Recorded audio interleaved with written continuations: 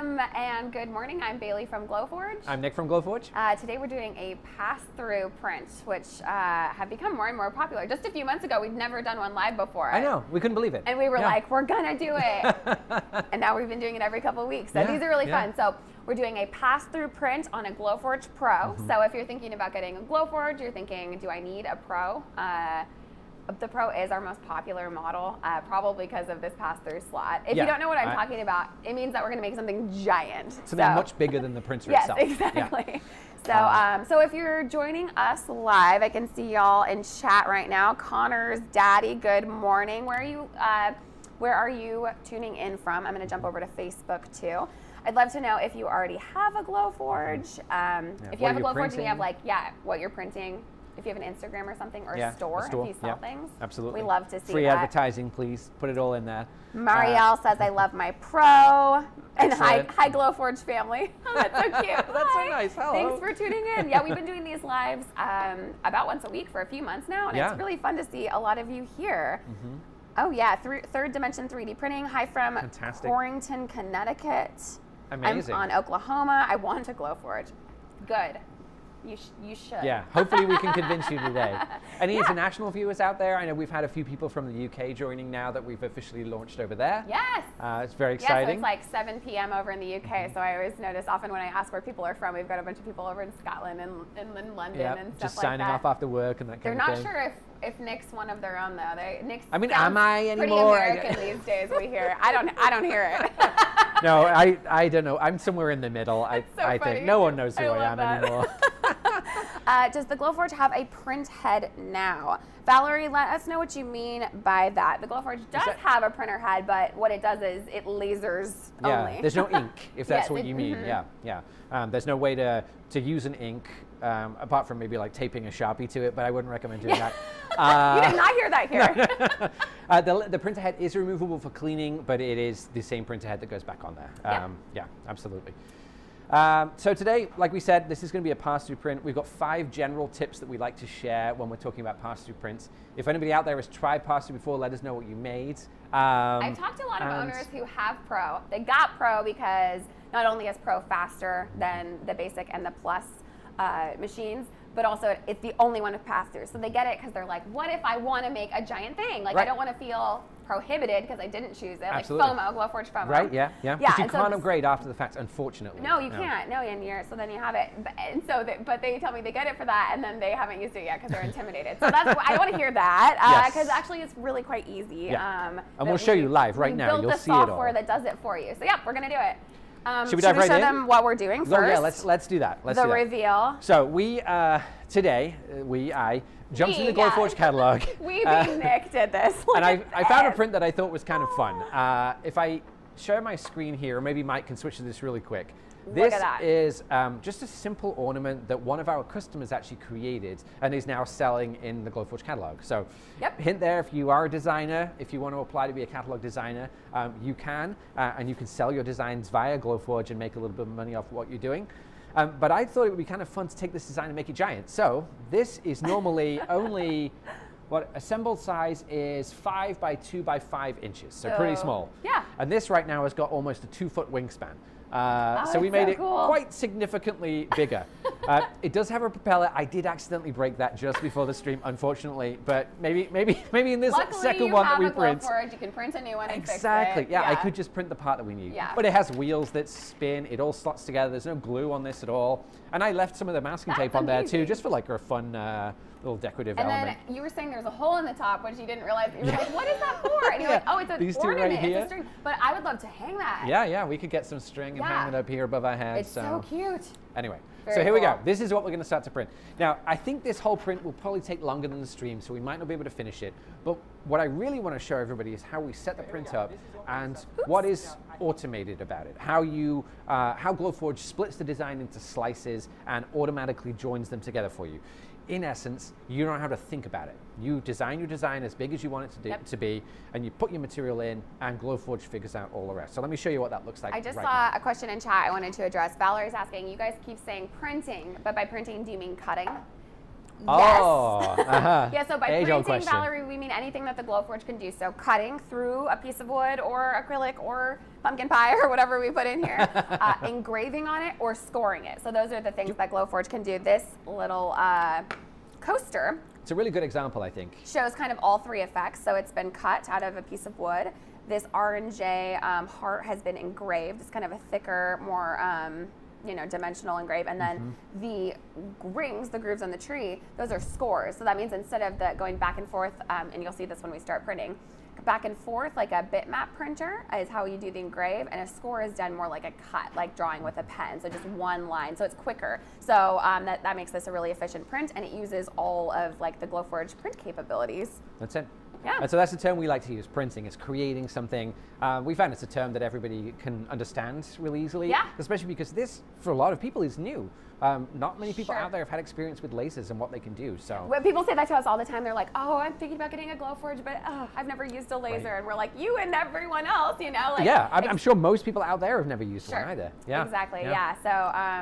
So yeah, that's the term that we use to talk about using the Glowforge printing. It just it encompasses all of those things. Excellent.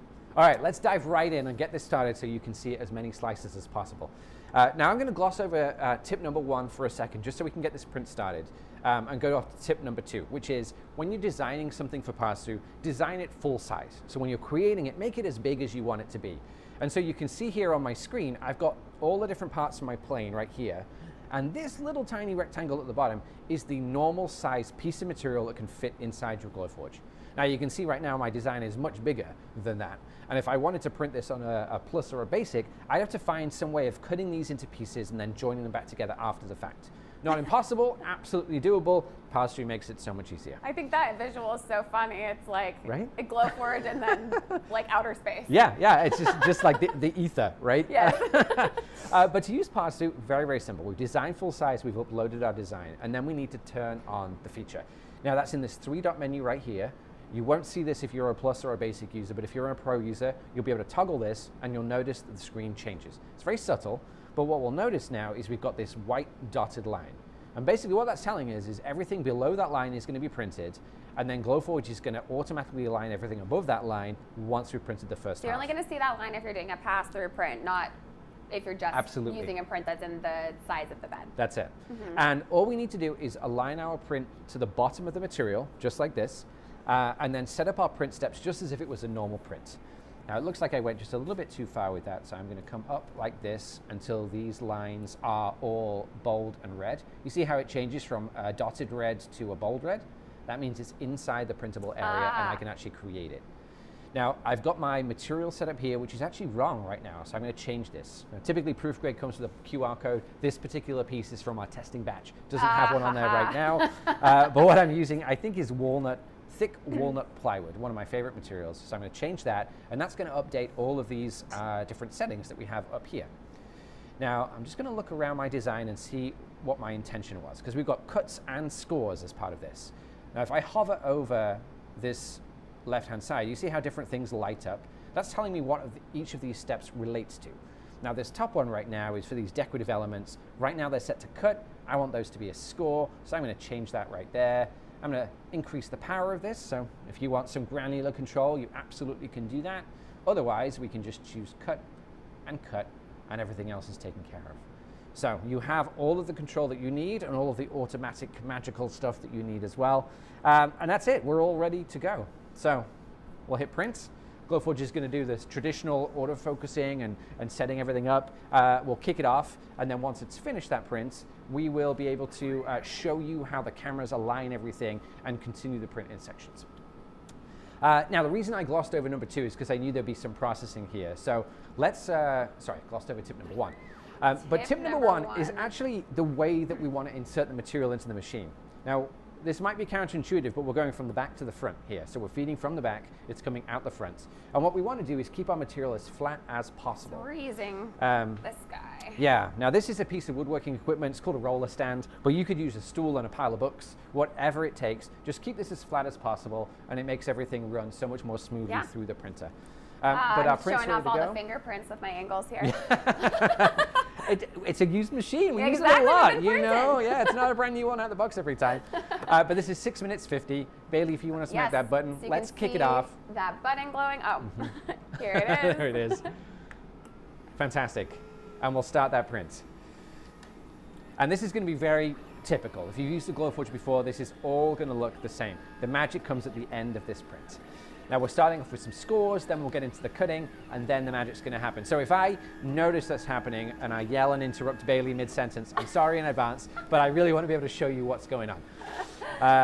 All right, so that's tip number 1. Keep material flat, support both ends as you feed it through from the back to the front. Tip number 2 is kind of funny because we did the opposite today. I suppose technically we did. Yes. So tip number 2 is that you can design in full size. So if you want to make an 8-foot sign that says, you know, the Boyntons, that's my name. I think that's a really popular thing, like for weddings. Or, bits of furniture like this stool that we've had lying around for a long time. This was all created full size in a piece of design software to scale. Or you could do the opposite, like Nick did today with this plane. Like we showed you, it was an ornament, like to be put on a tree. Yep. And he just blew it up huge. And I mean, did you have to do anything else to make the joints fit? I did a little bit of tweaking because I'm using a different material as well as a different scale. Okay. But it was pretty minor, really. They I mean, got fancy. the designer, whoever created this, did a lot of that work for me. So thank you, whoever that was out there. Yeah. Because this is a customer submitted design. I think so. Yeah. I think so too. Yeah. So there we go. But should we show a couple of other examples while we're here as well of different things? Sure. We've got the giraffe around here. We've got our got a couple things right here. So this right here is part of a set of 3. I don't know where the other 2 are, but it's a triptych. It could be. Well, actually, wasn't one of these in your house? I feel like we have a picture of you in your. Yes. That might be the one from my house, actually. In early COVID times, we would film from home. Now we have our handy COVID tests. But this is something I think Nick did that was 3 different proof grade pass-through size sheets. So you can see the background here is the maple, and then we have cherry and walnut. And so there is a walnut version and a cherry version where the colors are all just inversed, if that makes sense. Aren't these gorgeous? All the bits that you cut out, we just put into one of the other 2. Yeah. So you can make 3 different designs from one design, if you like. This is gorgeous. You know, I love so no this. material wasted at all, which is super cool. And even you get 3 pieces of art that look amazing. Yeah. Which look great as a triptych or could be sold as individuals. This guy? Yeah, here's something along a similar vein. Height charts are very, very popular. Oh, you'll notice that goes off the screen because it's so big. So that's wood, right? That's just been painted? This is wood that's been painted. It looks great. It's really precise. And actually, Bailey mentioned the scoring feature earlier on. Yeah. We used the scoring feature on here to create what is effectively masking. We cut through the protective tape that was on the material to reveal the wood, painted it, and then pulled off the rest of it. And that's how, if you're up close, well, I can show you here on my let me lay that down. camera. You can see it has like silver paint that's like that pencil effect, and then also it goes up here. And then each of these are dimensional. If you look from the side, they're made of acrylic, so those were cut out on a Glowforge 2. And then they were glued on because you also made the marks. That's right. The what do you call them? Guidelines. Yeah, alignment guides, whatever it might be. So they end up being positioned really, really precisely. You know, I think a lot of people are better with their eyes than they give themselves credit for and can get things straight. Don't look too close at any of the paintings on my walls. Yeah. But you can use Glowforge to your advantage to make that even more accurate. So there we go. Just a few examples. Do you want to check in on this? Anything.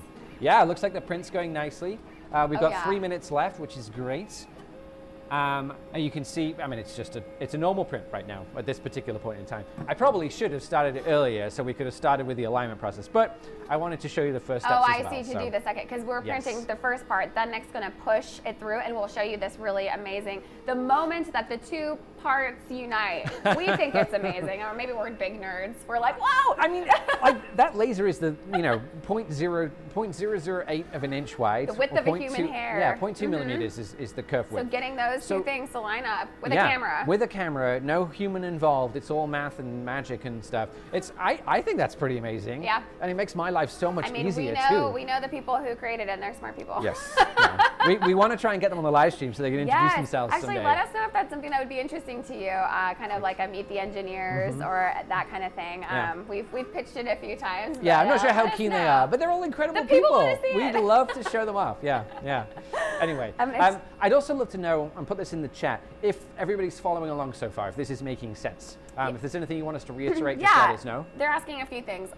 So Paul's asking a few things. Asking how thick is the materials, first of all. Paul, today we're working with 1/4-inch materials, and that's mostly what we sell our proof grades in. With the leather, there's a couple different thicknesses, and same with draft board, there's a few different thicknesses. But they're 1/4-inch is pretty standard, and you can cut through a 1/4-inch material, most materials with the Glowforge. Yeah, I should say the pass-through slot on here really only accepts 1/4-inch material. There you go. So although you can cut through things like 1/2-inch, what's the foam called? Foam core? Foam core, but there's the thing that cosplay artists use that's completely gone from my mind right now. Anyway, certain things you can cut through thicker things, up to about 1/2 inch, but that won't fit through the pass-through slots. Is really what I was trying to say. I should have used 10 words to say it, but anyway. Right. So yeah, the pass-through slot is really, really thin. So this is for long, thin things. So you could do pieces of fabric, pieces of leather, big pieces of thin wood. Yeah. But I mean, just to reiterate on a point here, we're using a 1/4-inch material. Don't let that make you think that you can't create significant things with it either. I mean, even that stool. Like this stool is made from 1/4-inch material. It is perfectly solid. The legs here are just 4 layers thick. The top here is 3 layers thick. It's all just glued together. And actually, it's kind of hard to see, but we're able to use that layering to create some design elements as part of the stool as well. So you can use it to your advantage. I love that. Did Paul have some other questions? The other question I don't quite understand. Oh no, this is from Dale. How do you get a join cut when you have to manually join? I don't know what that means exactly. Dale, if you can rephrase, we'll try to answer that, but I just don't. Yeah, sorry, Dale. I don't know if you mean when you're printing, or he might mean like how do you get the 2 sections of the cut to join if you're not using the pass-through software? Yeah, could be. I don't know. Let us know, Dale. Ask it again.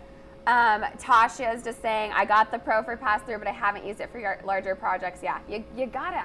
I was talking to someone in person at a craft fair a few months ago saying the same thing and saying that they started just getting like big sign requests that they can charge triple for if it's a 4-foot sign.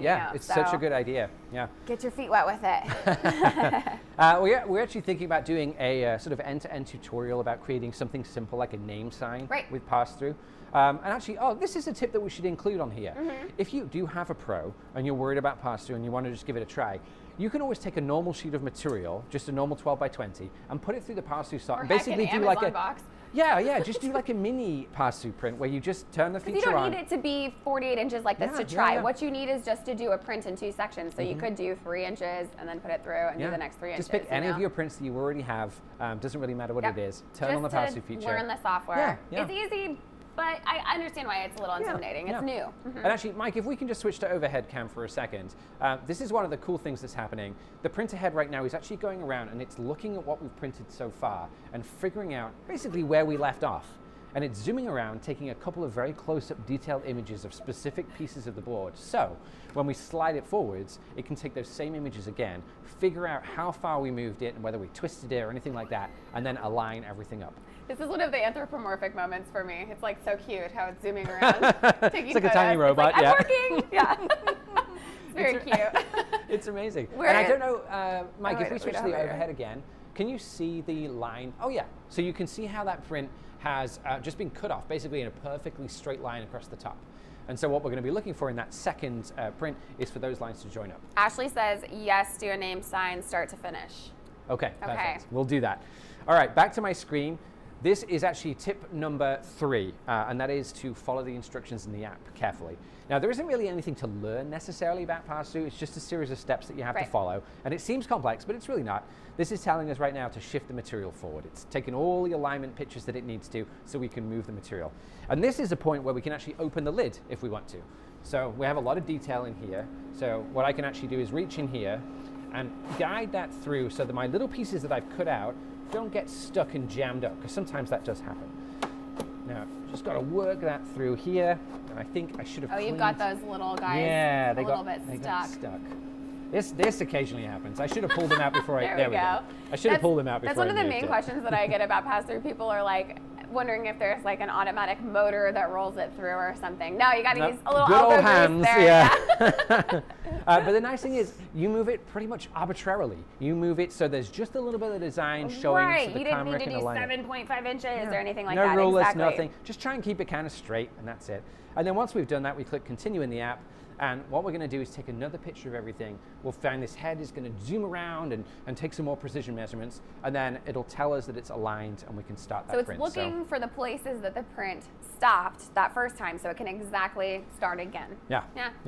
It's funny because every time I want to explain it, it's really so simple that I feel like I should just use 15 words. And when we really go into the detail of what's going on, it makes it sound so much more difficult than it is. But it's really simple. Just print the first bit, push it, follow the instructions, print the second bit, rinse and repeat until it's finished. A very complex technological process happening that the Glowforge makes look easy, right? I think that's a good way of putting it.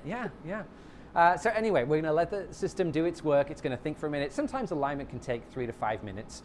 So we'll move on to a few other questions while we wait. And let's see who's in chat and what they're asking. Cassie's just saying, joining late and hi from Colorado. Okay, Dale rephrased the question a little bit. Okay. So he says, what I'm asking is sometimes the Glowforge can't join the two ends, and it asks you to do a manual alignment or to realign. How do you do a manual alignment if the Glowforge can't see the two endpoints? I've never seen it do that. It asks you to do it manually sometimes? Yeah, so this can happen, and it can be for a number of different reasons. And actually, it's interesting because it kind of ties into tip number 4 here, which is really simple designs can actually be more difficult to print than complex designs. Yes. And that's all about those different reference points the machine uses to figure out where it's catching on. And sometimes, let's say, for example, the camera inside the head of the Glowforge or the lid is a little dirty, and so the image it takes of the print that you've taken is a little dusty, and it can't figure out what it's looking at, whether it's dust, whether it's print, or something else. So if you do see that, the message, and it asks you to retry, you can open the lid, clean that camera, just make sure everything looks okay, make sure there's no scrap in the bed. If there's a piece of the print that's maybe lifting up and casting a shadow, so that could throw it off. Yeah, little things. Just try and smooth everything out, make it look as good as possible, and then try again. You can also shift the material again a little bit. So maybe you didn't quite leave enough of the print showing, so just pull it back a little bit further. First retry, let it try again. Yeah, things like that. And on occasion, unfortunately, it can fail, especially if you're doing something super wide and you're going end to end. That doesn't unfortunately happen. It's improving all the time, and the manual option is there in case you want to try and align it manually yourself. My tip for doing that would be to use the set focus feature. Oh yeah. So if it says align manually, hit the 3 dots, set focus, pick one of the points you want to align so it's as accurate as possible in the software, and then align it to that point. And assuming you haven't twisted the board too much, you should be pretty close. Yeah. And you should be able to just finish off those cuts with a craft knife or something like that. Yep. Yeah. Hopefully that helps. Yep. Well, all right. It works really well often enough that Nick and I do it live, so knock on wood. And if we switch back to my system here, you can see that Glowforge has taken the design, it has shifted it, it is showing us roughly where it's going to print, and it's asking us if that looks about right. Now, visually it's not going to be perfect, but it looks pretty much like it's nailed it. So I'm going to trust that and say continue. And then it's going to start the next step. The button's going to start glowing in just a moment. We'll see the next print, which is going to be, I'm going to guess, 7 minutes. So that should be nice and easy. Bailey, if you want to hit that button again, we'll see the next step happen. All right, so we are, 11:22 now. So by 10:30, we should be ready to do the third section. Let's see if we can do 3 prints. I love it. Tried to hold up 3 fingers, definitely did 4. I don't have Tried to hide be. that. This is it. It's amazing. Bailey and I have been here for 6 years apiece, and it really doesn't get old watching this thing do its magic. Kate is asking, what are the largest dimensions of a design you can create on a Glowforge Plus? Great question. So, like we said, we've been working with the Glowforge Pro today, which is the only one that has pass-through. Glowforge Plus and Glowforge Basic, they're the same size. So if you're looking at Nick and I here on screen and got this huge we're normal size people, I would say. Glowforge in front of us, this is what the Basic and the Plus are also sized like. So the footprint is the same. And most of the capabilities are quite similar. The Basic and the Plus, though, in addition to not having the pass-through, they also they don't have some of the advanced internal components. So the Pro is faster and it can run in hotter temperatures and maybe not cooler temperatures. I think that below freezing is none of the Glowforges will run, but hotter temperatures.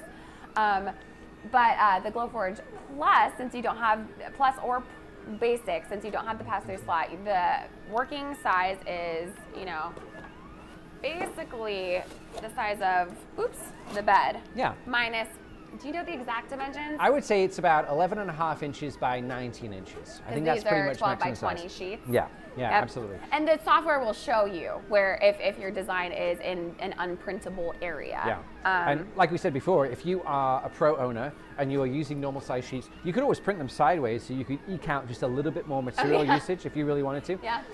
But just to give you another example, that piece of material there, 20 inches wide, is the maximum width that you can print on a Glowforge Pro, but the Glowforge Pro can print an infinite length.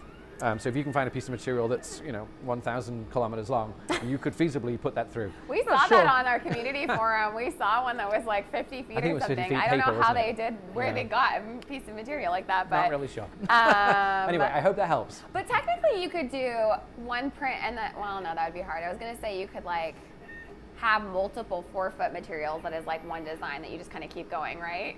That's true. Yeah, you could tape sections together. Ends and then yeah, that is true. As long as you just worked out your seams, But Stasha, late to the party. Hi from the UK. Hello, UK. Hi. If you all don't know, we just launched in the UK in fall 2021. So if you live in the United Kingdom and you have a Glowforge or you're getting a Glowforge, they ship from London, and proof grade materials are available in London. If you're international, that's a big deal because shipping is slow and expensive, and so we're excited to be there now. So it's such a relief, it really is. Thank you for those of you out there who already took the plunge. And for those of you just joining, I just wanted to show you, this is what we're creating today. Right. This is a pass-through themed live stream. We're explaining how the features work, showcasing the software, and just to give an example, this should be typically a small tree ornament. That's the design from the Glowforge catalog. Little tiny. Scaled it up to about a 2-foot wingspan, and this is what we're using as our print example today. So cool. I don't know if this will be available in the catalog after the fact, but it's here. If anyone's interested, let us know. All right, so how are we looking? So we've got about 4 minutes left on this next slice, and then we'll show you that camera situation again, where we're taking photos of what we printed so far, moving the material, and then using those cameras to align automatically the next section of our print. All right, tip number 5, and this is a good one for those of you who might be a little ambitious like myself and want to try something a little bit more complex and maybe 3-dimensional. Before you commit to using a big full pass-through sheet like this, if there's any joinery, any things that have to fit together in a nice way, cut those out of your design and print them separately first, just to make sure they all fit as you would expect. And that way you don't risk doing a big print on a big expensive piece of material only to realize that you forgot to account for kerf or material thickness in one of your joints. So test those joints beforehand, apply it to your full design, and then print That's super smart. I'm gonna come in with a couple questions. Excellent. So Chris Wright from Facebook is asking what program we use with the laser. So great question. The software that you might have seen on Nick's screen, that's the Glowforge Print app. That's a web-based app that you print from. Quite self-explanatory. Nice, Bailey. So thanks. And you can access it from any device. You don't need to download anything. It just updates automatically. You can use it on your phone or tablet or computer or what have you. But for designing, you can use whatever programs you like. Today we're just printing something from the Glowforge catalog, so that was literally just like a click to purchase, and it showed up in our Glowforge dashboard, but you can upload your own files, PDFs, SVGs, JPEGs, bitmaps, depending on if you're wanting to cut, score, or engrave. Yep. To keep it simple though, anything that you can export to a PDF is a simple way to go. So whether you're using a program like Adobe Illustrator or just something really simple like PowerPoint or Google Slides or something, you can do that, whatever your design level is. And maybe for those of you out there who are very new to Glowforge and might not realize, there's also a trace feature built into here, which means you can hand draw something, or you can take something that's already been created, like it could be a handwritten note, a recipe card, it could be your business card, stick it in the Glowforge, the camera in the lid right here will take a photograph and basically turn it into something that you can print. So we can do like a 3D photocopy. So that's another way that you can design as well. Kind of like a scanner in the days of old, but then like a scanner that can scan onto wood. Yes, and something like that. I feel like that's dumbing it down too much in some ways, but that is effectively what it is. Yeah, it is. It's very cool. It really is. If you're an artist, if you're a maker or a seller, maybe you want to add a signature to a piece of artwork, it's a great way to do something like that. Sign a piece of paper, stick it in there, scan it, keep it in your design dashboard, and then you can add it to any of your designs going forwards. Courtney is asking, in the Glowforge software, can you select portions to cut or not cut? For example, 2 concentric circles, and you just cut one? Yes. Yes. Yes. Yeah. How you do that, Courtney, just really high level is you'll need the circles to be separate files. So either you copy and paste them and there's 2 separate ones, or you'll need to like design them in 2 different colors. So when you upload one, like make one blue, make one black, and then Glowforge will read them as 2 separate steps. And then you can choose this one engrave, this one ignore, this one cut, whatever you like. Yeah, absolutely. That's a great way of explaining it, actually. And this is maybe something that is, when people ask how you design for Glowforge, sometimes we think they mean what software should you use. Yeah, true. And sometimes it's like, what do we actually do? What do we create? Yeah. And those different colors is a really important thing because they basically represent to Glowforge different elements. So things that you might want to treat differently. Let's say you've got 100 circles and they're all the same and you want to cut them all out in exactly the same way. You can just set them all to be black, for example. But let's say there's 5 of those circles that are subtly different and you want to score them. Make those a different color. Doesn't have to be blue, doesn't have to be pink, doesn't matter. Because then when you upload them to Glowforge, it will see them as a separate print step and then you can choose to treat them slightly differently. So hopefully that helps. This coaster that I have in my hand right here is a good example. Mike, if we can get this on the close-up. So this was cut, it was engraved, and it was scored. These lines are scores, which is much like an engrave, but done slightly differently. And so the file would have looked like these are 3 separate elements: the outline of the coaster, the R&J, and then the lines. They would have all been different colors, different steps. And we missed the lines connecting, but looky there, they sure did. Yeah, it's, I think I can just see maybe where they connected. Wait, right there. I can't see your finger. Sorry. Try pointing. No, try pointing again. There we go, there we go. It's impossible. Right there. Kind of where the curve is on that little piece there. Yep, I can kind of see it. But anyway, point is, the join is practically invisible. It cuts all the way through the material as if it was just one long piece. Amazing! Which is pretty cool. And right now what we're seeing is, again, the Glowforge printer head with the precision camera and everything in there, coming along, taking some photos of the print that we've just done, so that as we move it forwards, it can align everything automatically again. This is cool. So it's preparing for the 3rd and final section? I think this might There's be 4, but it depends. Because you can move it as much or as little as you like. True. It could be 4, it could be 5, could be 10 if you did it in tiny increments. But I think when I did that test print, it was 4. Yeah. But it's pretty quick, it's pretty easy, and most of it is hands-off too. So while Glowforge is working away, you can be here emailing customers, making your next print. I mean, obviously don't leave your Glowforge unattended, but you can absolutely do something different. Now, excuse me, in the app, we now have our next instruction. Same as before, shift the material forward. So that's what we're going to do. I'm going to come around to the front. It'll be a little easier this time, I think. Hopefully, yeah. Now, you'll notice that some of these pieces have cut out all the way. They're like falling down. Yeah, so I'm just going to pull some of these out. And I'm just going to try and slide this forward without losing any of these little bits, because sometimes they get a bit stuck, and it's just like it has right now. Oh, good. Yeah. You just kind of need to flatten it as you go through. Yeah. They're like sticking to your hand. Yeah. You can absolutely pull these out too if you really want to. That's no problem at all. I was hoping that I could do it quickly and easily like this, but you know, hindsight, right? Close. Yeah, it's just this one little one, right? Yeah, it's these little bits. I have a question from Nicole about what wood we used for the ruler. I think it was draft board, was it? Yeah. Because we're painting it, I would suggest you use something that's really inexpensive. Draft board is a great example of that. The proof grade version of, like, what is it, like a composite board? Yeah, it's like wood fibers. And yeah, exactly. So it's good for prototyping. It's good for anything that you want to paint because it's not finished. It's got a flat surface. Now, once we wrestle that material through, you can see we've left just a couple of inches showing at the front here.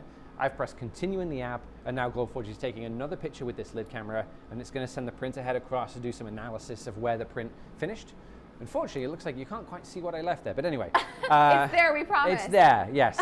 And the cool thing is, this is now going to automatically align. We can show it on here. You can see there's just like, what, 2.5 yeah, something like that. inches? I think we recommend about 2.5, 3. Yeah. Depends how complex the design is, really, but yeah.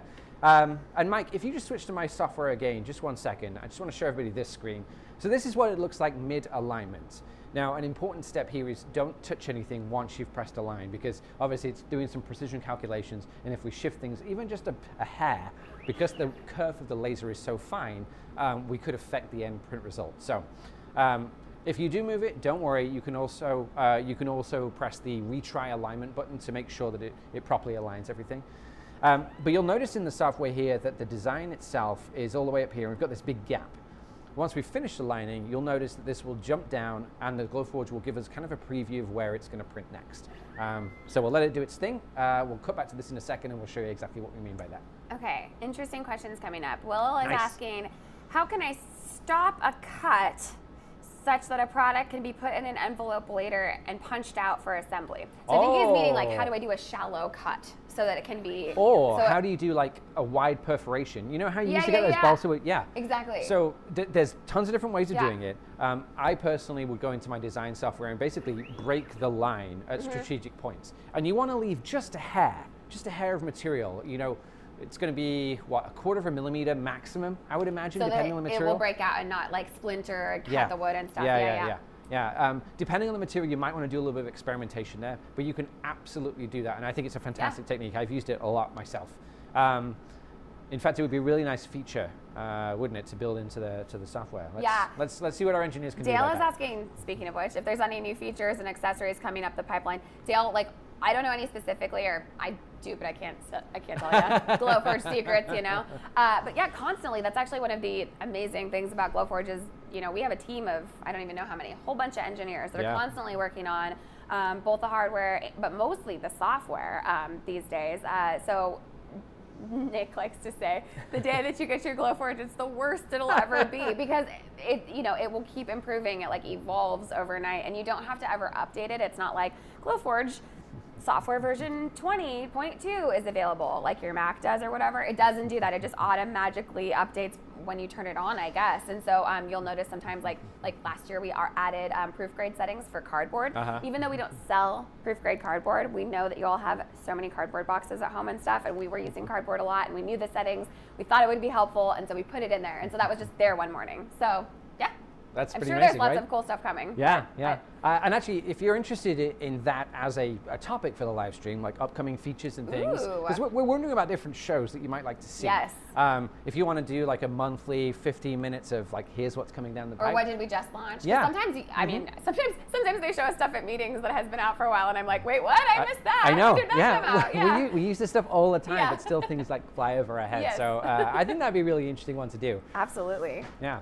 Now, my computer's just popped offline for a second here. No. Wi-Fi is a little shaky in the office, so we're just going to give it a exciting. second and see if we can catch up before the end of the show. Mary's saying she'd like to see an example design with cardstock, and it looks like chat said that there's some video. Yeah, so Mary, we did do a live stream with paper. I don't even know when. It was a while ago, maybe. Feels like in a while, yeah. I think it was one of our first holiday gift guide streams, so it must have been like early November. Was it these? Yeah, so let's show her these at least. We've got these available. So these were in the catalog, and this is actually just like printer paper. I wouldn't even say this is cardstock. Yeah. And that's what's so amazing. I mean, you can adjust the laser. This one's more like a card, and you can see a little bit of scorching on the back. You could have applied proof grade sort of adhesive paper to that if you wanted. The other side's cleaner. Yeah, much better on the other side. But I also wanted to ask, is that what you meant, or were we talking cardstock with pass-through? Given that it's a pass-through stream, in all honesty, it would be the same. Yeah. You know, paper's a little bit more delicate, so you just want to be a little bit more careful as you move it through. Because tearing could occur as you're. It would work exactly the same way. Yeah, it really would. Okay, next question. Let's see. It would be great to see more videos in the feed about new release features. I didn't even know about cardboard proof grade settings, says Jude. So Jude, I'm assuming that you're a customer already. Yeah, and we want these shows to be for people thinking about getting a Glowforge and people who already have them, because like that's where the magic happens, is sharing the excitement and the ideas and the experience and the knowledge. I mean, Nick and I have both been at Glowforge for 6 years apiece. Yeah, 6 years apiece, exactly. I'm like, what? 12 years combined. Whole life. I can't remember anything else. But you know, we don't know everything, and you all do things and spend time like digging into materials or a specific technique or whatever that we just would never have the time for. So it's like amazing. The crowdsourced knowledge from the community is incredible. We probably said it a couple times already, but just check out community.glowforge.com. Or there are a couple Glowforge user groups on Facebook that we do not run, to be clear. So I mean, can't. I think for the longest time we weren't even invited, were we? I've been lurking in them for a long time, but I don't do anything except for like people's posts. I don't post anything. I don't, you know, Bailey from Glowforge. I'm like, nobody look at me. But yeah, there's some great groups, and you can get so many wonderful tips and support and everything from the community. So don't, you know, undervalue that. It's huge. It's great. Amazing. let's see. I like the fact that you were not overly gentle advancing the material. It shows it has some durability. Oh, yeah. Good job, Nick. Yeah, it wasn't planned, but I'm glad it worked out. Not overly gentle. Yeah, I mean, yeah, he had to do it. We're I going did. to push that through. But yes, I guess if you were using paper, you'd be a little bit more Yeah, gentle. a little bit more. You could always put something, I guess, underneath the paper as like a backing board, something like that. Or if you were, like Bailey said, to sandwich it between a couple of pieces of big masking tape, that would add some extra rigidity. Yeah, I'm hoping that, and I've got IT on this, that I can get this back online. This does happen from time to time. It's unfortunate that it happens during a live stream. Our stream didn't go down. I know, yeah. It's just your separate computer networks. then, huh? Yeah. Oh my gosh. Yeah. We have that one hardwired in. So Courtney's asking, do you have the machine you're using connected to the Glowforge external filters? We can talk about that for a minute. Great question. And does the filter let you know when the cartridges need to be exchanged in some way? So every time you print, you have to have like a plan to vent your Glowforge. So I can show you real quick. There's like a dryer hose that comes off the back like that. It comes with your Glowforge. And you could just toss that other end out a window. So that's what I do. I have, a window with a screen, and I just open the window and kind of prop it there when I'm printing. It was snowing last week when I was doing some Christmas presents, and that was chilly. But, you get the printing done quickly. So that's one option. If you don't have a window, you still need to vent outside. So you'll need to get something like this. This is the Glowforge air filter. I believe it's on a bit of a back order at this moment, but don't quote me on that. So this end would go into the Glowforge, and then there's just the one button, and you would turn it up and down depending on if your cartridge in there is newer or older. And as to your question about whether it tells you when it needs to be changed, I don't have one, so I don't know off the top of my head. I think it does, though. Yes, yeah. When you finish the print and you turn it off, it gives you a couple of beeps. Oh, okay. And it's to do with the sensor inside that's figuring out how easily it's able to pull the air through the cartridge. Basically, when the cartridge gets full, it's harder for the air to move through, and so it'll give you a beep. But to be honest, you will, given that you have a nose, and our noses are very sensitive, you'll probably know before the cartridge does, to be honest. Yeah. What we recommend is on that knob, when you first get it and it's new, turn it as little as you can until the fan turns on, and then start printing. Yep. And then over time, as you notice the smell increase, turn it up just a little bit and gradually work your way all the way to the top. And then at the point where you can't turn it any further and you're noticing it starting to smell, that's a good indication that the cartridge needs to be changed. Yep. Nice thing is, depending on the material you're using, your cartridge might last a really long time. So for example, it totally depends. Yeah, slate, acrylic, like those kind of things. Acrylic just gives off a smell, but no particulates. There's not like a lot of material going into the filter to clog it up. Absolutely. But things like leather and prototyping board, those things can clog it up a little bit more quickly. So more dust. Lifespans vary, but it's very easy to change if you need to. Newbie question: what does proof grade mean? That's a great question. Proof grade is the material that we sourced and sell that is made specifically for Glowforge. So here's a sheet right now. This is medium maple plywood. We have plywoods, hardwoods, leather, acrylic, draft board, which is like a composite prototyping material. Veneer. Veneers, yes. It's super cool. And hopefully we'll have more materials. I mean, as y'all know, it's been a bit of a supply chain it's not been the easiest nightmare year the or two. last few years, but we'd love to expand the line, and they actually are available in some Joann stores and also some Michaels stores now, which is really, really exciting. So what is great about Proof Grade is, we chose it to work with the Glowforge. It's going to work and print every single time. It has this QR code on it, which 2021 has really, or 2020 has really been the years of the QR code. They're back, baby, but we did it first, and the camera can read the QR code. It does the settings for you. It'll read this. It'll say, oh, medium maple plywood.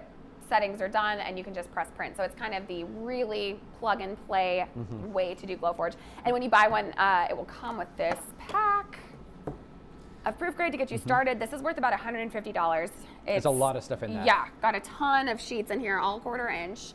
And I mean, leathers, plywoods, hardwoods, all that good stuff. So you can get started and see what you like. And if you don't want to use Proof Grade, you also don't have to. You can use, materials you buy at your local hardware store. It just requires a little extra research and testing. You can save the settings. Like you could start with our maple plywood, and if you don't like how dark it is or it didn't cut all the way through, you'll tweak the settings in the app, and then you'll save it and you'll say, this is, Home Depot maple plywood. Yeah. I'll say as a warning, you know, your suppliers can change. And gosh, the things I've learned working at Glowforge, did you know that a lot of plywood in it has glitter? That's so funny. I was about to share the same fact. They use glitter to, so plywood is actually a composite board, unlike hardwood, right? It's actually composited. And they use glitter to identify the factory that it was made from. It's like a fingerprint. Glitter isn't great for lasers, so our plywood does not have glitter in it. You can use glittery plywood. You can't see it. It won't be glittery, but it's in there. It's just like a random fact that you would never know unless you're sourcing materials. One cool thing about this, when we're talking about sourcing, as we expand and change and things vary in the wild, because of that QR code, let's say our maple plywood changes, we know what changed. And the QR code gets updated. And if you have an old batch sheet and a new batch sheet, it doesn't matter. You will never know. But when you put it in there, we will be able to adjust those settings for you based on all of the knowledge and relationships we have. Nick has spent full days of work and long nights of work just testing. We're like, Nick, what do you think of this maple? What do you think of this red oak or whatever? And tested all different settings. Does it cut? Does it engrave? Does it smell?